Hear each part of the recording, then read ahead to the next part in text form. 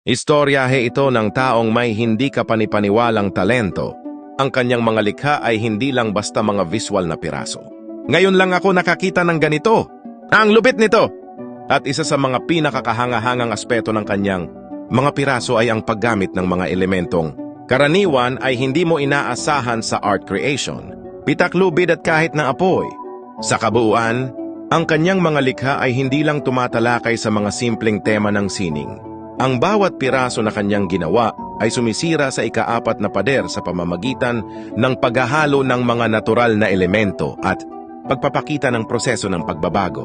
Ang susunod na piraso ay ginawa niyang parang aksidenteng natamaan ng bata sa drawing ang isang foul na bola sa salamin at nabasag ito, na ginawa niya sa pamamagitan ng paggamit ng martilyo at pait na tila, isa sa kanyang paboritong paraan sa paggawa ng sining na ito. At mo sa frame na ito ay pinuputol niya ang papel gamit ang isang kutsilyo upang magmukhang ito na sinusubukang tumakas mula sa frame. Kaya i-like, share at follow mo na din ako.